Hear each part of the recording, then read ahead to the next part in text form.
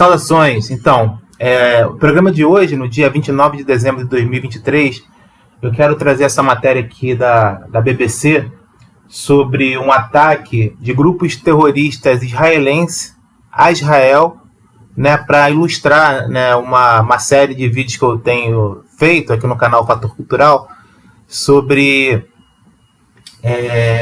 as ações de grupos terroristas israelenses no processo de criação de Israel. A ideia é desmistificar essa ideia do terrorista, porque é uma imagem que acabou ficando muito atrelada aos árabes, né, os últimos ataques terroristas que aconteceram, principalmente desde o 11 de setembro, e essa imagem tem um papel de estigmatização, né, do terrorista, né? Você coloca aquela imagem e você, de uma certa forma, desumanifica, né, o ator político, mas também a própria luta, porque você simplesmente constrói a narrativa de selvagens, vamos dizer assim, que estão querendo simplesmente espalhar o terror, né? Uma visão às vezes muito maniqueísta do bem contra o mal, que esconde as questões assim geopolíticas subjacentes que envolvem certos conflitos e a complexidade dos conflitos. Então, eu venho fazendo essa série, inclusive aqui mostrar, caso vocês queiram compartilhar. O último foi esse aqui, sobre, né, o grupo paramilitar, né, terrorista do Irgun e do Lehi, que atuaram, esse aqui, né, que atuaram na criação de Israel, atuaram fortemente, fazendo terrorismo contra os próprios britânicos, mas também contra comunidades árabes que viviam na Palestina, isso antes da criação oficial do Estado de Israel, e que muitas vezes isso fica escondido, apagado. Então minha ideia é trazer não só, né, um vídeo que eu fiz um apanhado, mas aqui uma matéria, né, que é quase uma comprovação que mostra o papel desses grupos, assim, não só com ações terroristas para comunidades árabes e até britânicas, para forçar a criação do Estado de Israel, mas também como esses grupos acabaram se voltando contra o próprio exército formal de Israel, e quase levou uma guerra civil naqueles primeiros anos da criação do Estado de Israel. Então eu trouxe essa matéria aqui, e acho que é interessante, eu vou ler ela na íntegra, que ilustra bem, e peço que dê o like aí, né, pro canal, se puder se inscrever também para acompanhar essa série. Eu vou trazer outros vídeos mostrando também, assim, né, esse outro lado da história da criação de Israel, e como também desmistificar essa imagem do terrorismo, né, do terrorista, né, desatrelado dos árabes, mostrar que o próprio Israel, né, muitas vezes, assim, não é à toa, não há troco de nada quando falam que Israel atuou como Estado terrorista. Então vamos lá na matéria, eu vou ir lendo aqui sobre o ataque, né, ao Taleno, que era um navio que quase levou Israel à guerra civil. Vamos lá.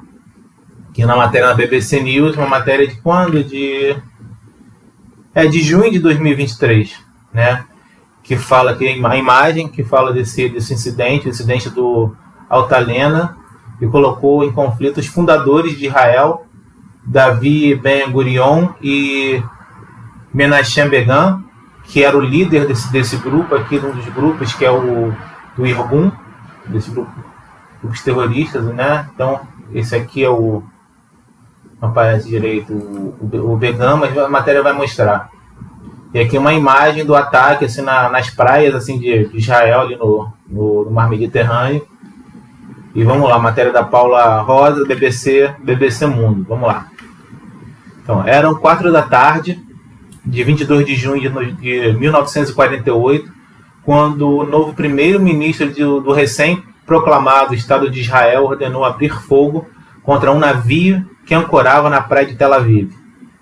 Israel estava em guerra com seus vizinhos árabes, nesse momento aí a guerra de independência, mas no Altalena, um navio carregado de armas e combatentes, havia apenas judeus. Um dos morteiros atingiu o barco, que pegou fogo, que é essa imagem aqui. Deixa eu botar aqui, fazer com mais calma. de o barco que pegou fogo, 16 pessoas morreram, várias dezenas ficaram feridas e o próprio Estado de Israel esteve perto de afundar.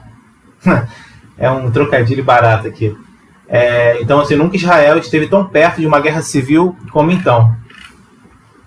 O acidente do Altalena, que completa seu 75º aniversário nesta semana, é um dos episódios mais polêmicos da história nascente de Israel, que colocou em conflito os líderes David Ben Gurion e o Menachem Begin, dois dos fundadores do Estado de Israel, e as duas milícias que haviam lutado para criar um Estado para os judeus, o Haganah, já convertido em exército formal, e o Irgun, que é um grupo terrorista. Inclusive no vídeo aqui, que eu peço para vocês acessarem, mostra, deixa eu clicar aqui, mostra como esse grupo, deixa eu voltar aqui, esse aqui é o Begin, deixa eu botar aqui a imagem do Begin, aqui, esse aqui é o Begin, Menachem Begin, e eles foram responsáveis pelo ataque do hotel King David. Aqui a imagem do hotel, que foi uma explosão num hotel importante, aqui, ó, na Palestina, esse hotel aqui, e que era a base do exército britânico, uma das bases, um posto importante. Vários militares do exército britânico, que estava no período ali, antes da criação do Estado de Israel, a Palestina estava sob domínio, comando do Reino Unido, do governo britânico, e esse hotel abrigava várias das forças britânicas. Então, um dos alvos desse grupo terrorista, o Irgun, foi justamente aqui está o símbolo do Irgun, foi justamente atacar esse hotel. Foi um dos ataques mais brutais e mais famosos desses grupos. Então aqui fala que o Begin era o líder desse Irgun. Então já no começo começa a haver uma desavença entre os dois grupos, um dos grupos dessas milícias, que havia se convertido no exército oficial, e o Irgun que queria continuar ações violentas. Continuar aqui a matéria. Embora o navio afundado ainda esteja no litoral de Tel Aviv, o conflito que ele representa ainda está vivo entre uma parte da população israelense. O país atualmente está imerso em uma profunda crise política, onde a possibilidade de uma guerra civil tão real em 1948 está mais uma vez presente. Alerta Derek Pensler, professor de História Judaica na Universidade de Harvard, a BBC News Mundo, serviço em espanhol da BBC. Mas, assim, então isso aqui é um olhar, de como essa situação, vem se acirrando hoje e que tem raízes históricas importantes, essa visão desse historiador. Mas agora a matéria entra de fato na história. Então, mas voltemos a 1948 e a pergunta fica: o que levou o jovem país a essa crise? Em 14 de maio daquele ano, após o fim do mandato britânico na Palestina, David Ben Gurion proclamou no Museu de Arte de Tel Aviv o nascimento do Estado de Israel.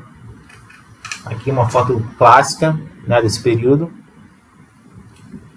que David Ben Gurion na foto se despedindo do último contingente britânico no porto de Haifa. Foi o primeiro chefe de governo de Israel. Está aqui dando tchau lá para os britânicos. Aqui, o Estado precisava de um exército unificado, porque havia virado um Estado. Então a milícia judaica Haganah, a maior nas décadas anteriores, foi convertida na Força de Defesa de Israel, a IDF. Os outros dois grupos paramilitares clandestinos que atuavam no território, o Lehi, que era, no vídeo mostra, um grupo terrorista, e o Irgun também, outro grupo terrorista, o maior dele, com maiores ações e o mais violento. Este último, liderado por Menachem Begin, tiveram que se integrar gradualmente ao Haganah, porque havia virado a força oficial, praticamente o exército israelense, embora por algum tempo tenham mantido unidades próprias dentro das IDFs. Mesmo objetivo e estratégia diferente. Embora as três milícias tivessem como objetivo a defesa das comunidades judaicas na Palestina e a expulsão dos ingleses do território em busca de sua independência, suas táticas foram bem diferentes, ou seja, e aqui fica muito claro assim, do porquê dessas ações terroristas, porque não era só forçar a saída dos palestinos que estavam habitando ali a região durante séculos, pelo menos quase mais de um milênio, desde a diáspora judaica da região, então assim, estava sendo habitada por palestinos, então eles precisavam expulsar quem estava lá, mas não só os árabes, os palestinos que moravam na Palestina, mas também os próprios ingleses que tinham controle da região. Então assim, muitos dos atentados também tinham alvo os britânicos, moradores e parte das forças, né, do exército britânico. E aqui, desde a sua fundação em 1920, o Haganah seguiu uma estratégia metódica visando a independência de Israel, cooperando em muitas ocasiões com os britânicos, como durante a Segunda Guerra Mundial. A Irgun, porém, surgida após uma cisão do Haganah em 1931, optou desde o início por uma estratégia de confronto, tanto contra a população árabe, que habitava a Palestina, quanto contra os britânicos, como eu falei, especialmente depois que o Reino Unido decidiu restringir a migração judaica para a Palestina. Então, eram ações terroristas para obrigar a formação do Estado de Israel. Aí aqui a explosão do hotel lá, King David, Rei Davi, como eu havia falado, aqui a imagem. Tentado clássico terrorista, né? Tentado a bomba. Aqui as imagens da destruição. Aqui o ataque ao King David Hotel, sede do Comando Militar Britânico, no qual morreram mais de 90 pessoas, foi perpetrado pelo esse grupo terrorista judaico Irgun. A matéria continua. Enquanto o Irgun tinha menos escrúpulos em usar violência mortal contra tropas britânicas ou contra palestinos em ataques que poderíamos definir como puros atos terroristas, puros atos de terrorismo, observa o historiador, o Peninsula, como, por exemplo, bombardeios de mercados que causaram baixas civis em massa, o terrorismo. A Haganah foi mais moderada e tentou limitar seus ataques a propriedades e edifícios britânicos, mas nem sempre foi assim. Em abril de 48, o Irgun e o Lehi invadiram a pequena cidade de Deir Yassin, nos arredores de Jerusalém, com a bênção da Haganah. Então, assim, mesmo a Haganah, né, que era mais moderado e virou o exército oficial de Israel, também tinha uma inclinação para atos de violência, atos terroristas, né? Não era só esses grupos radicais do Irgun e do Lehi, mas, assim, apesar disso, tinha essa inclinação, mas acabou virando o exército oficial e assumiu uma posição mais moderada, mas que todas as forças militares israelenses que foram importantes na criação do Estado de Israel, segundo a matéria, tinha inclinações terroristas, e que reforça uma ideia hoje perpetrada por muito, inclusive em vista do massacre israelense lá aos palestinos da faixa de Gaza, que Israel tem ali em suas raízes, né, uma tendência a atuar como um Estado terrorista mesmo. Então o ataque se transformou em um massacre, no qual mais de 100 palestinos foram mortos, né, nessa cidade aqui, né, de Deir Yassin, nos arredores de Jerusalém, para mostrar a força, para reforçar, né, consolidar o Estado israelense. Então, assim, também, logo após esse processo, já também continuava com ataques assim, a civis, a minorias, como é feito hoje em Gaza. Né? Então, assim, não é novidade. Aqui uma professora novamente fala aqui. A Haganah disse que não poderia detê-los, os grupos terroristas, mas também é possível que eles pensassem que tinham um valor estratégico em si e deixaram a Irgun fazer o massacre. Argumento do professor de Harvard.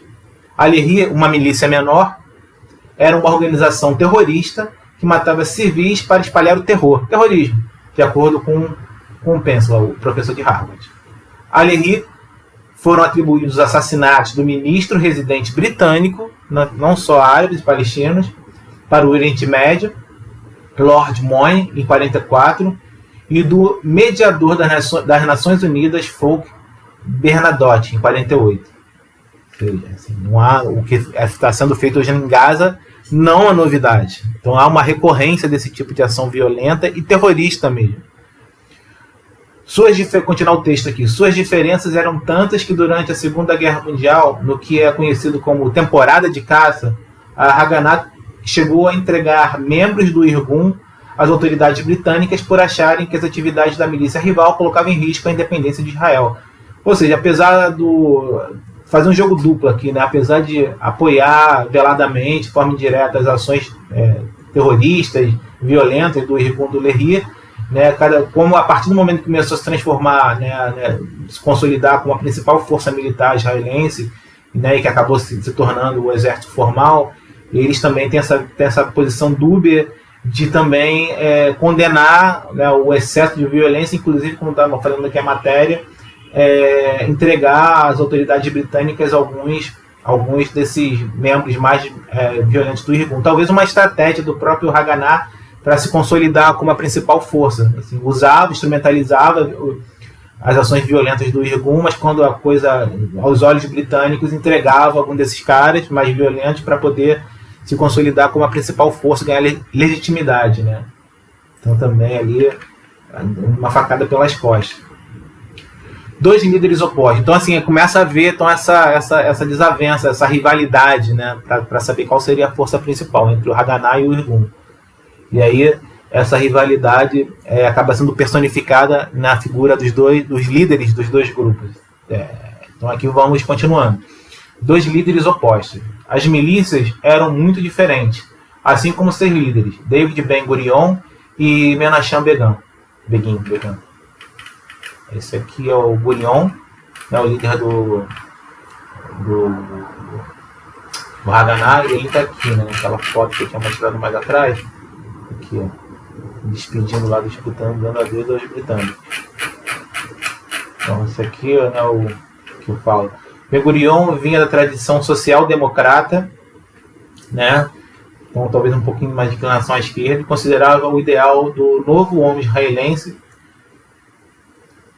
o forte e produtivo trabalhador de kibbutz, que é o símbolo também de Israel, né? Que é parte desse colonialismo, essa invasão, né, constante de Israel, os kibbutz, né? Uma ocupação, área de ocupação. Aqui o Gurion. Então, ambos eram visionários, tanto o Gurion como o Begin, e sionistas fervorosos. Então, mesmo a social-democracia israelense não deixa de ser sionista. Mas radicalmente opostos. Não apenas em sua ideia de como alcançar a independência de Israel, mas em sua estética, sua linguagem e seu projeto econômico para o país. Ben-Gurion, que chefiava a Agência Judaica para Israel, a organização que serviu como uma espécie de governo para a comunidade judaica no mandato britânico na Palestina, vinha da tradição social-democrata. Ele acreditava nos movimentos trabalhistas, na regulamentação governamental da economia do país e considerava o ideal masculino como o do trabalhador.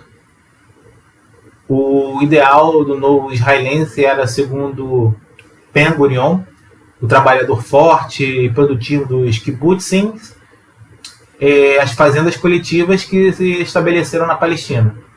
Seu projeto secular esquerdista por sua barra aqui, mas vamos lá. Seu projeto secular esquerdista consistia em ocupar gradativamente o território e cooperar com os britânicos para, quando chegasse a hora, firmar um acordo de independência.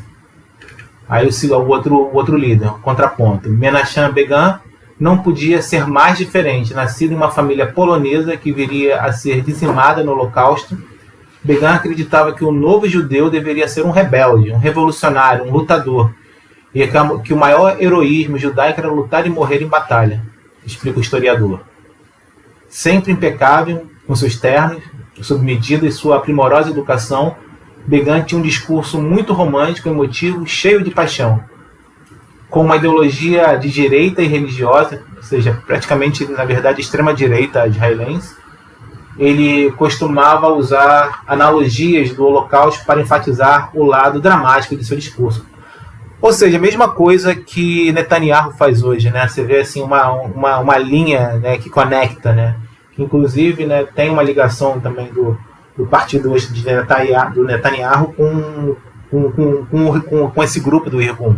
O Netanyahu tem uma ligação, então de fato o Netanyahu hoje é um dos principais líderes dessa extrema-direita israelense que vem desde aí do Irgun e do Begin. Que o Menachem Begin era o líder da milícia Irgun. Aqui a imagem dele, a foto dele, esse cara aqui. E apesar das diferenças estratégicas e estéticas, no fundo, segundo o pensador, o historiador, no fundo a rivalidade era baseada em uma questão de poder. Ou seja, porque os dois grupos, como havia falado lá atrás, disputavam quem seria a principal liderança militar e política de Israel. Então, assim, quando o Haganah entregava membros do Irgun para a autoridade britânica, estava na verdade, uma luta interna de poder, traindo o Irgun, porque o Haganah havia feito vista grossa, até apoiado, mas aí usou isso para ganhar legitimidade e poder, né,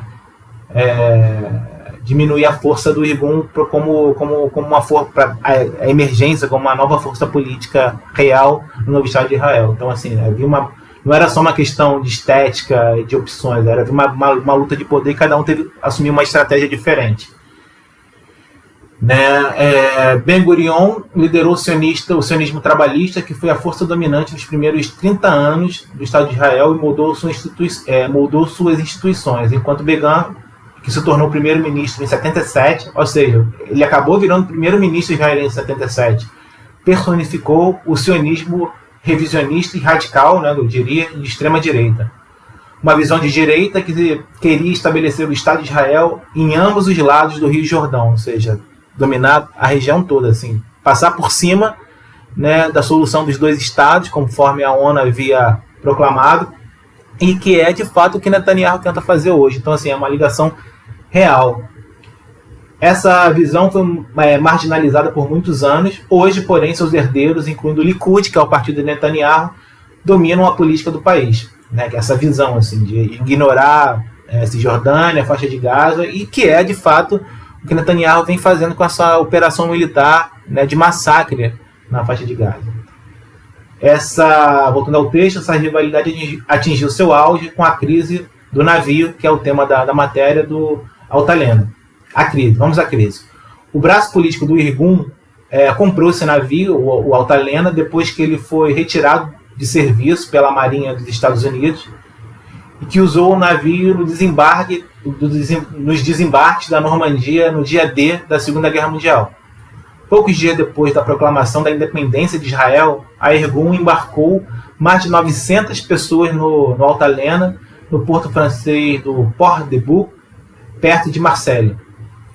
Os novos imigrantes, essas 900 pessoas, a maioria sobreviventes do Holocausto, estavam vindo para Israel como voluntários para se juntar à milícia, se juntar ao Irgun.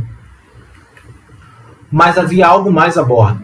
Esse é o ponto. Uma grande quantidade de armas também estavam sendo transportadas. Entre outras coisas, cerca de 5.000 fuzis, 450 metralhadoras, uma dezena de veículos blindados de combate e cerca de 5 milhões de munição. Ou seja, estava indo com um exército extra para tomar o poder, talvez, de Israel do outro grupo, né? O grupo do Gurion, o Haganah. E aqui é a força aqui. O Irgun foi absorvido pelas forças de defesa de Israel, parte, né, do grupo. Porque, inclusive, também isso, né? Estavam sendo enfraquecidos porque foram obrigados a integrar o exército formal de Israel, recém-formado, e que fazia também com o Begin perdesse poder e o Irgun perdesse força. Então essa é uma tentativa de retomar essa força política e militar do Irgun. A ONU, porém, acabara de concordar com o cessar-fogo na guerra de independência, então travada entre Israel e seus vizinhos árabes, que tinha uma condição clara: nenhuma nova arma poderia ser importada naquele período. Quando Begin pediu permissão a Gurion para o Altalena desembarcar em Tel Aviv, que estava vindo de Marselha, né, com as armas e com os 900 voluntários, ele deparou com a recusa do primeiro-ministro.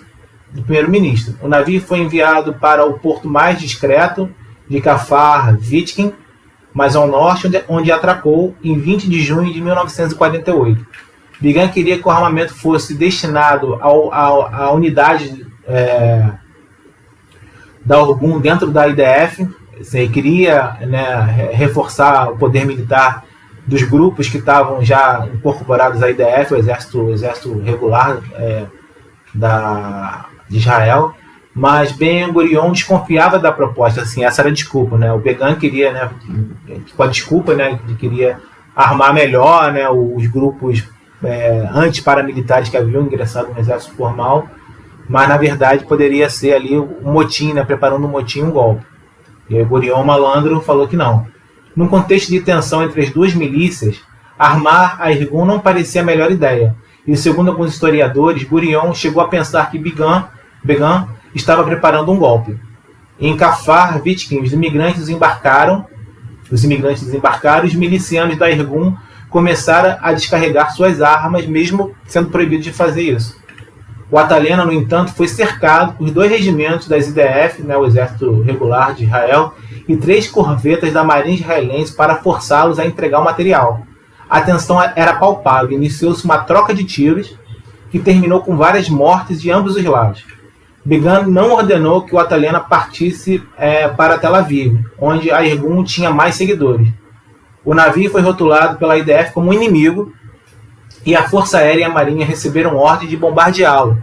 Ou seja, estava em completa desobediência, inclusive desafiando militarmente, né, Israel, praticamente, porque ali agora o IDF já era o exército formal e representante da força militar política do Estado de Israel. Então, assim, esse grupo foi o grupo que, né, deu origem depois ao Likud, que é o partido de Netanyahu, que fez essa ação, né, de subversão, de revolta, de uma tentativa de guerra civil contra o próprio Estado de Israel.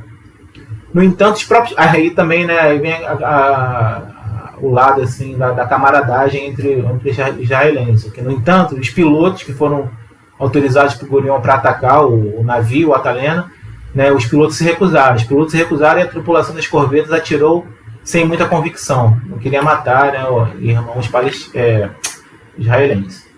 Aqui, a imagem do ataque. O Atalena foi um poderoso símbolo de um país sob risco de se desintegrar logo no início. Aqui a imagem. O navio atracou em frente ao Dan Hotel, na praia de Tel Aviv, que seria o rumo onde estava parado no norte de Israel para Tel Aviv, diante de uma multidão de israelenses, jornalistas e até observadores da ONU. A expectativa não fez Ben-Gurion se curvar, e às 4 da tarde do dia 22 de junho ele mandou abrir fogo contra o Altalena. A nau foi atingida por um dos projéteis e pegou fogo, enquanto membros das IDF e da Irgun se enfrentaram na praia em algumas partes de Tel Aviv.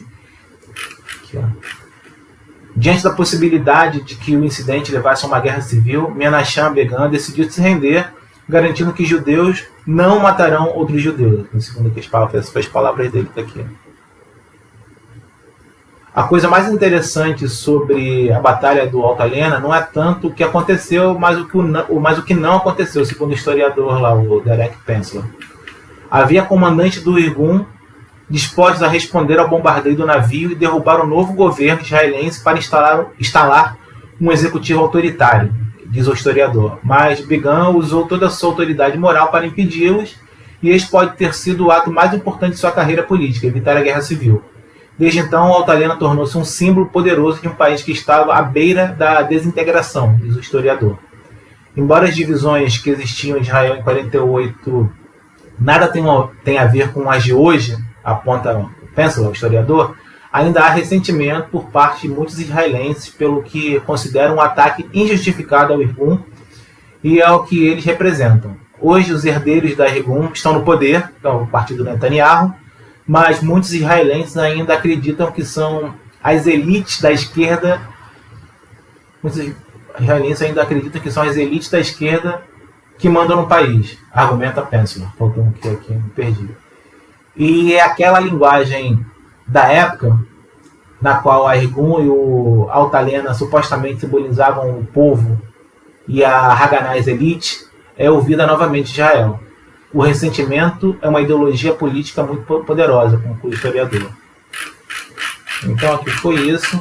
Então essa matéria é muito interessante porque mostra que o que está acontecendo hoje na faixa de Gaza não é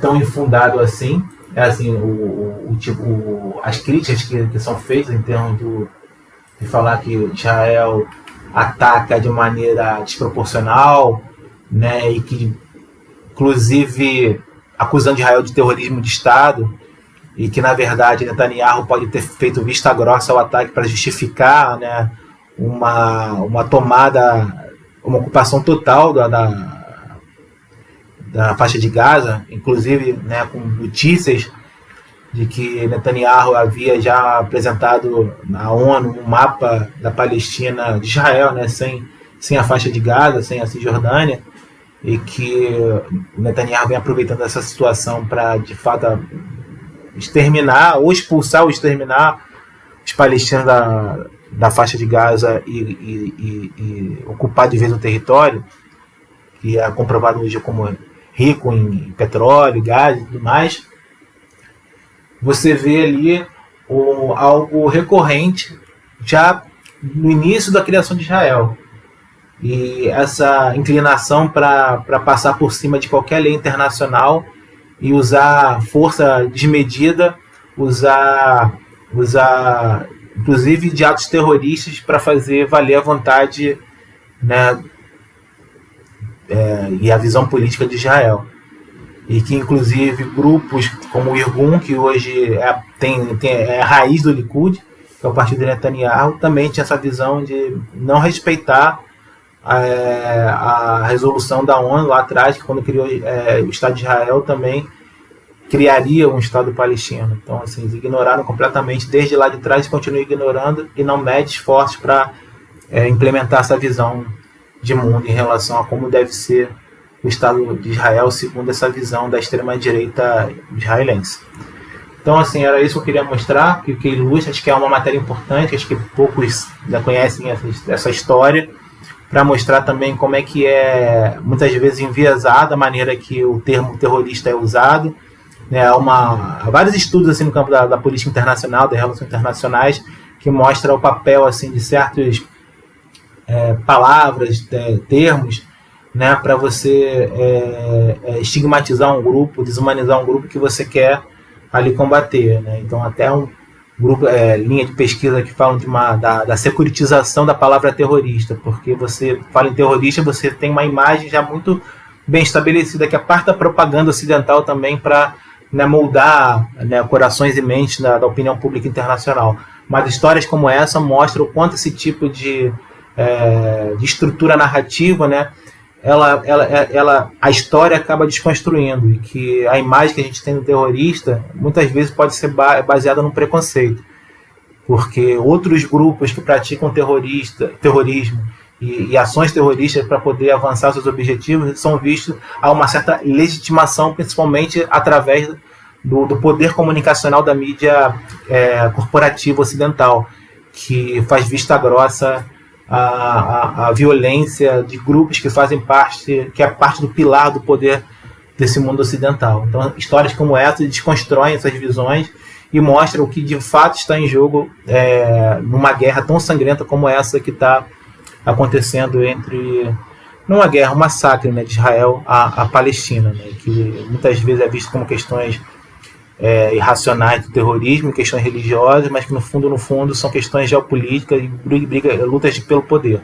Então fico por aqui e peço também que curtam, né, se gostaram desse programa, se inscrevam no canal principalmente porque eu vou continuar desenterrando essas histórias assim, né, ocultas, né, da história do processo de formação de Israel, né, para poder esclarecer, mostrar um outro lado que é tão difícil hoje no Brasil. Então é isso, obrigado, até mais.